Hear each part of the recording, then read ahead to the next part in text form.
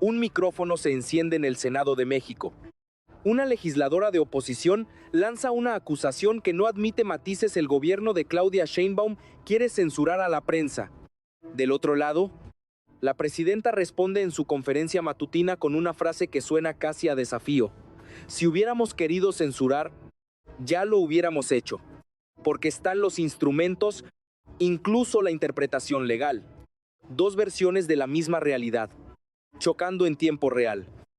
El origen del conflicto tiene nombre técnico y consecuencias muy poco técnicas: los lineamientos generales para garantizar la protección de los derechos de las audiencias.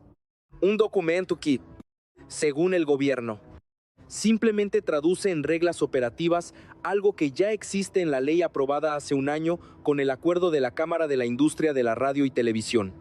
Según la oposición, es la puerta de entrada a un aparato de vigilancia sobre lo que se dice y lo que no se dice en radio y televisión.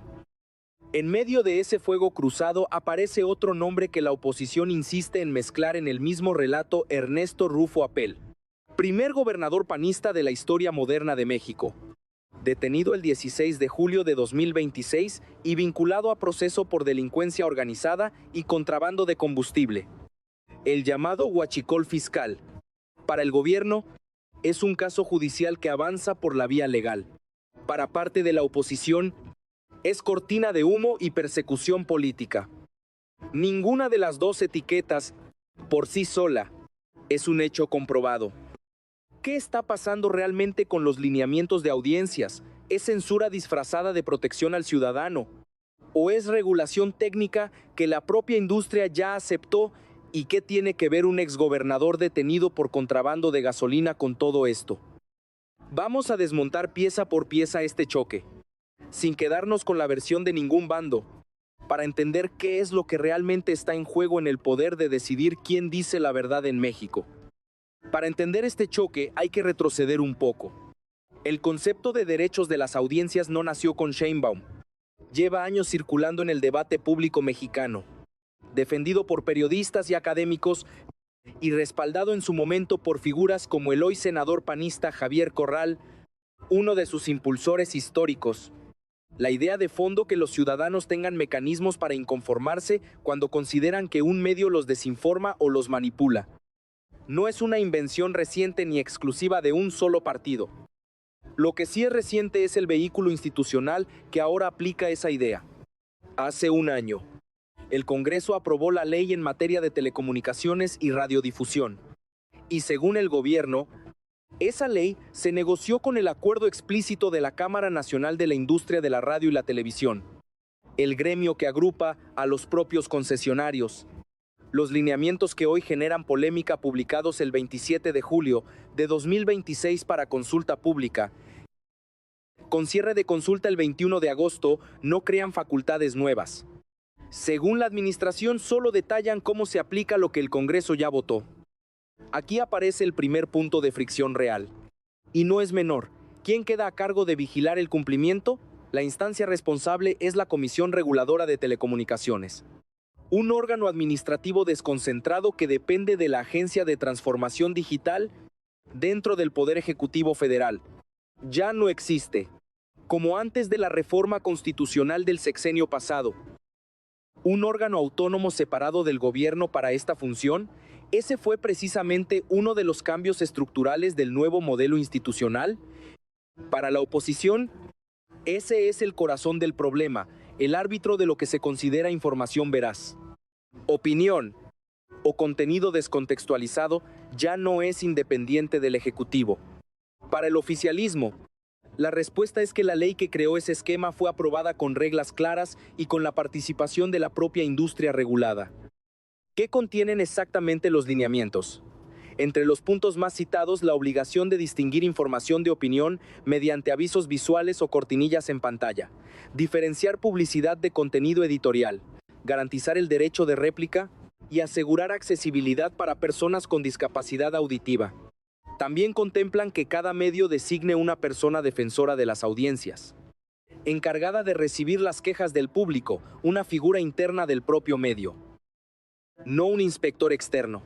Según ha explicado el gobierno, el punto que sigue sin resolverse y que la propia Sheinbaum ha reconocido públicamente como pendiente es el de las sanciones. ¿Qué autoridad las aplicará y bajo qué criterios?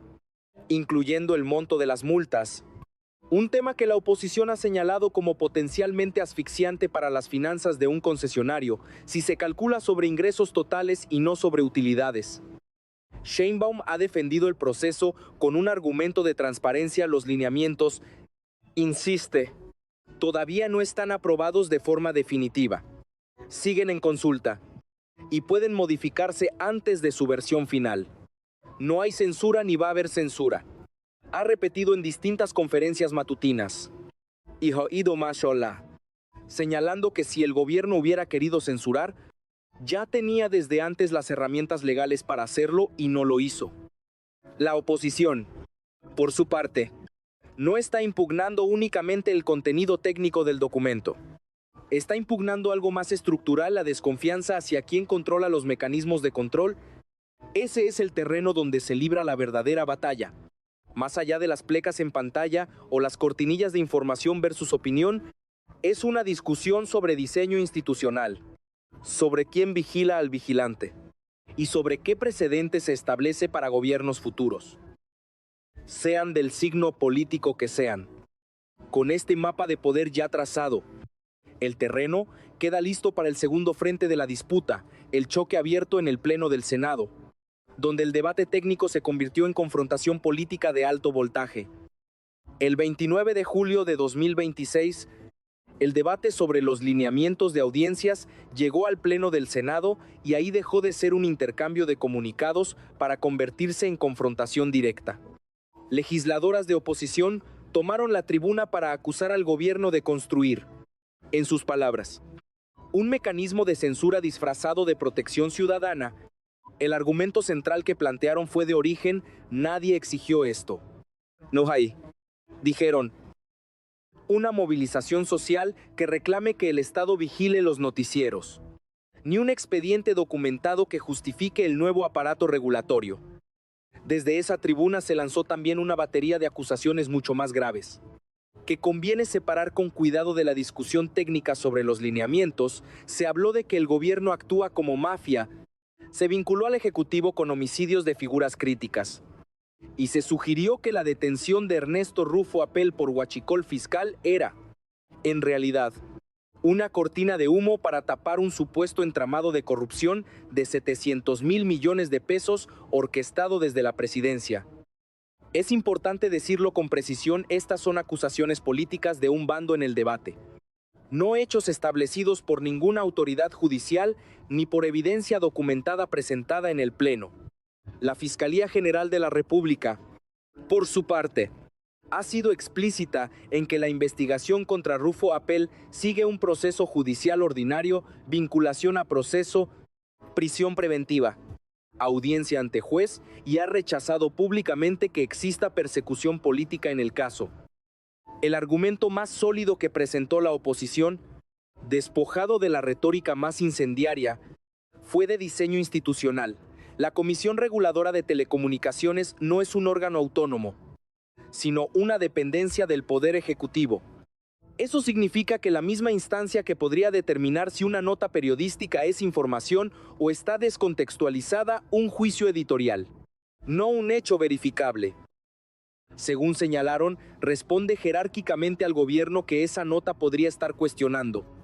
Y plantearon una pregunta que trasciende el sexenio actual: ¿le entregarían esa misma facultad a cualquier gobierno futuro, sin importar el partido? Desde la bancada oficialista y desde la propia presidencia, la respuesta ha sido consistente en varios frentes. Primero, que la ley que sustenta estos lineamientos fue aprobada hace un año con el acuerdo explícito de la industria regulada, no impuesta unilateralmente. Segundo, que los lineamientos siguen en fase de consulta pública abierta hasta el 21 de agosto y pueden modificarse antes de su versión final. Tercero, que la única cuestión genuinamente pendiente de definir es el esquema de sanciones, no la existencia de censura. Sheinbaum ha ido más lejos en su defensa, señalando en conferencia que nunca ha habido, según ella, mayor libertad de expresión en México que en la actualidad. y desafiando a sus críticos si el gobierno hubiera querido censurar. Los instrumentos legales ya existían desde antes. Un episodio adicional se sumó a la tensión. Legisladores de oposición plantearon que las conferencias matutinas de la propia presidenta, las mañaneras, deberían quedar sujetas a estas mismas reglas de distinción entre información y opinión.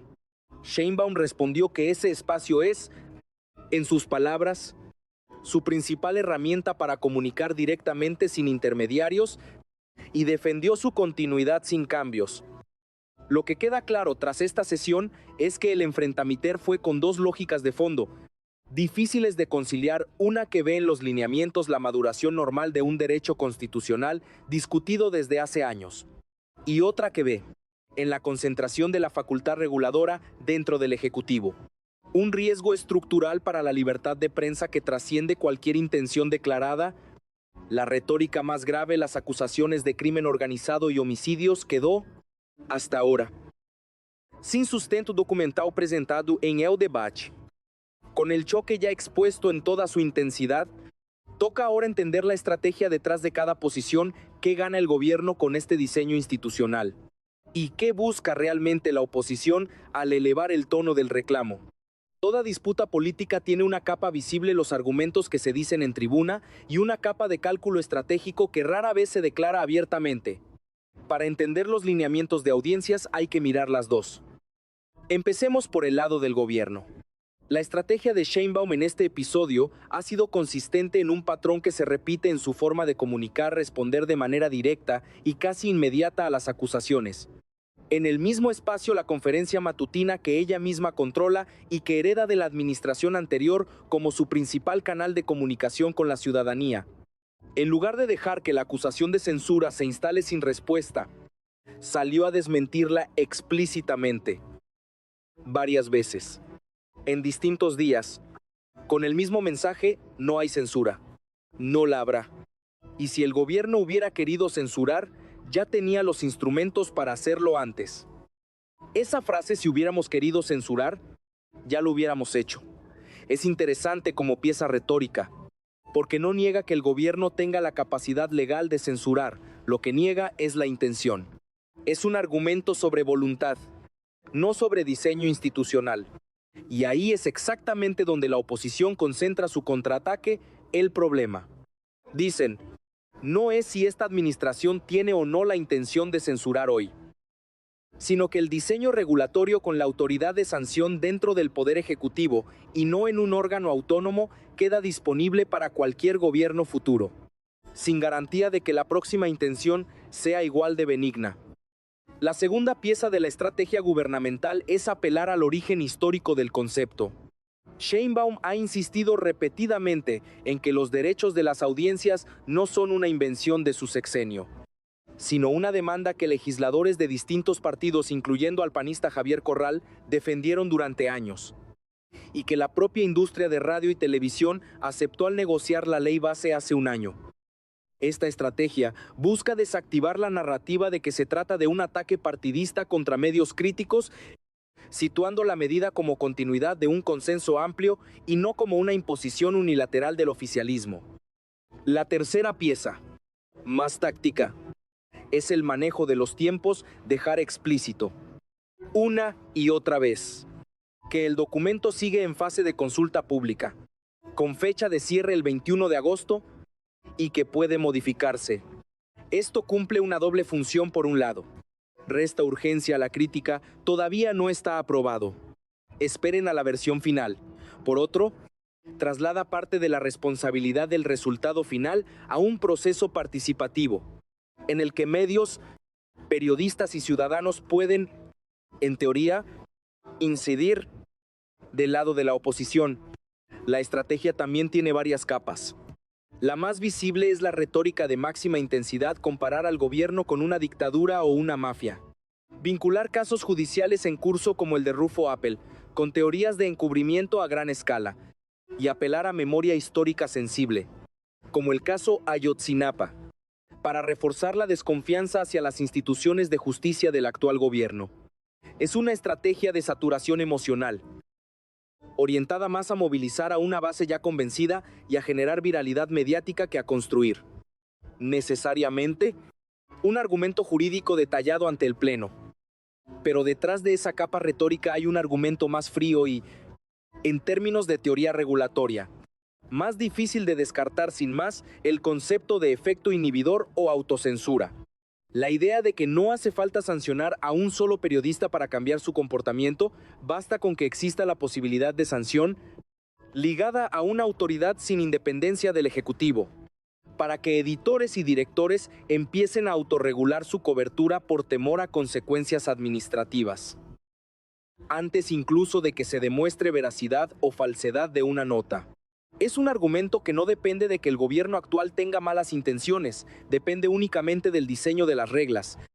Ambas estrategias, vistas en conjunto, revelan algo más amplio sobre el momento político mexicano, un gobierno que necesita defender la legitimidad democrática de sus reformas institucionales frente a una desconfianza creciente hacia la concentración de facultades en el Ejecutivo tras los cambios constitucionales del sexenio pasado, incluida la desaparición de varios órganos autónomos y una oposición que, debilitada en el Congreso y sin los contrapesos institucionales que antes ejercían órganos independientes o el Poder Judicial en su composición anterior, encuentra en la tribuna y en la sesión pública casi su único espacio de resonancia mediática real. Ninguna de las dos estrategias es, por sí sola, prueba de mala fe. Pero ambas están calculadas para un objetivo distinto. El gobierno busca cerrar el episodio antes de que erosione su narrativa de no hay censura. La oposición busca mantenerlo abierto el mayor tiempo posible, para capitalizarlo como símbolo de una tendencia más amplia hacia la concentración de poder. Con las estrategias ya expuestas, el siguiente paso es medir el impacto real, qué consecuencias concretas puede tener este episodio. Más allá del round retórico, tanto para la libertad de prensa como para el futuro político de ambos bandos. Más allá del choque retórico, este episodio deja consecuencias concretas, que vale la pena separar en distintos planos: el regulatorio, el político, el mediático y el institucional a largo plazo. En el plano regulatorio, lo más relevante es que nada está cerrado todavía. Los lineamientos siguen en consulta pública hasta el 21 de agosto de 2026, lo que significa que medios, periodistas, organizaciones civiles y ciudadanos tienen una ventana real, aunque limitada, para presentar observaciones antes de que el documento adopte su forma definitiva. El punto más sensible, el esquema de sanciones y quién las aplica, sigue sin resolverse públicamente. Y es probablemente ahí donde se concentrará la presión de la industria de radiodifusión en las próximas semanas. Si el texto final mantiene la autoridad sancionadora dentro de un órgano dependiente del Ejecutivo, la crítica sobre falta de independencia institucional seguirá viva. Incluso si el contenido sustantivo de los lineamientos, distinguir información de opinión, garantizar derecho de réplica, accesibilidad, genera consenso técnico razonable. En el plano político, el episodio se suma a una tendencia que ya se venía observando: cada intento de este gobierno de operacionalizar reformas aprobadas en el sexenio anterior, incluida la desaparición de órganos autónomos en materia de telecomunicaciones, se topa con un ambiente de desconfianza acumulada, no solo hacia esta administración específica, sino hacia el diseño institucional heredado. Es un patrón que probablemente se repita con otras reformas regulatorias pendientes. Cualquier facultad que quede concentrada en el Ejecutivo, sin importar su origen legislativo legítimo, será leída por la oposición como riesgo estructural, y cualquier defensa del gobierno basada en buena intención actual tendrá un límite persuasivo, porque no responde al argumento de fondo sobre diseño institucional a futuro. Para la oposición, el resultado inmediato es mixto. Por un lado, logró instalar el tema en la agenda mediática nacional e internacional, con cobertura amplia de la controversia sobre censura. Por otro, el uso de acusaciones de máxima intensidad, comparaciones con dictaduras, vínculos directos entre el Ejecutivo y homicidios, teorías de encubrimiento sin sustento documental presentado, corre el riesgo de diluir el argumento técnico más sólido que sí tenían disponible: el de la falta de independencia del órgano regulador. Cuando la retórica se satura, El argumento institucional serio puede perder visibilidad frente a la parte más viral y menos verificable del discurso. En cuanto al caso Rufo Appel, conviene ser precisos sobre lo que efectivamente ha ocurrido y lo que sigue siendo señalamiento sin prueba pública. El exgobernador fue detenido el 16 de julio de 2026, vinculado a proceso por un juez el 19 de julio, y permanece en prisión preventiva en el penal del Altiplano. Acusado de encabezar, según la Fiscalía, la red de contrabando de combustible más grande detectada hasta ahora, con un daño estimado al erario de alrededor de 4.000 millones de pesos. La Fiscalía General de la República ha negado explícitamente que exista persecución política y ha señalado que el proceso sigue las reglas del debido proceso, con presunción de inocencia vigente. La cifra de 700.000 millones de pesos y la acusación de que la operación fue orquestada desde la presidencia, mencionadas en tribuna, no han sido respaldadas hasta ahora con evidencia documental pública independiente del discurso político de la oposición. Este caso seguirá su curso judicial de manera independiente al debate sobre los lineamientos de audiencias. Aunque políticamente ambos temas seguirán mencionándose juntos mientras a la oposición le resulte útil vincularlos, en el plano mediático, el efecto más medible a corto plazo es el que la propia oposición nombró en tribuna el riesgo de autocensura. Independientemente de si el gobierno tiene o no intención de sancionar coberturas críticas, la sola existencia de una autoridad sancionadora dependiente del Ejecutivo, con conceptos poco definidos como información descontextualizada, puede generar cautela editorial anticipada en redacciones que dependen de sus concesiones para operar. Ese efecto es difícil de medir en tiempo real, y probablemente solo será evaluable meses después de que los lineamientos entren en vigor, observando si hay cambios documentables en el tono o el volumen de cobertura crítica hacia el gobierno. A mediano plazo, este episodio también funcionará como precedente. La pregunta que la oposición dejó planteada en el Senado le entregarían esta misma facultad a cualquier gobierno futuro. Sin importar el partido, seguirá siendo relevante mucho después de que termine el sexenio de Sheinbaum, porque el diseño institucional que se apruebe ahora será el que hereden las siguientes administraciones, sean del signo político que sean. Con las consecuencias ya sobre la mesa, queda una última pregunta que resume todo el episodio. ¿Qué es lo que realmente está en disputa cuando un gobierno decide quién define los límites entre información y opinión?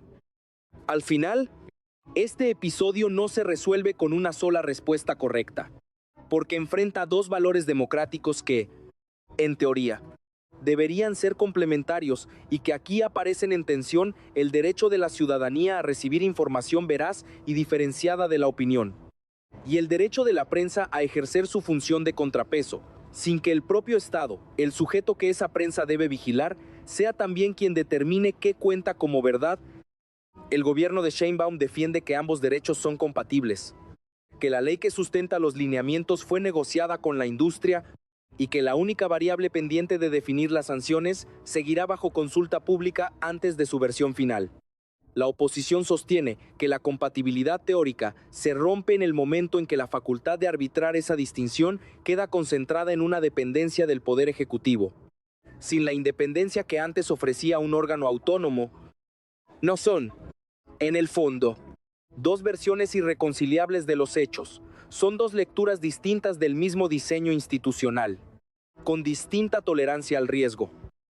Lo que sí queda claro, más allá de qué bando resulte tener razón, es que la retórica más extrema de este debate, comparaciones con dictaduras, acusaciones de vínculos entre el poder y homicidios, cifras de corrupción sin sustento documental verificable, no ayudó a esclarecer el problema real.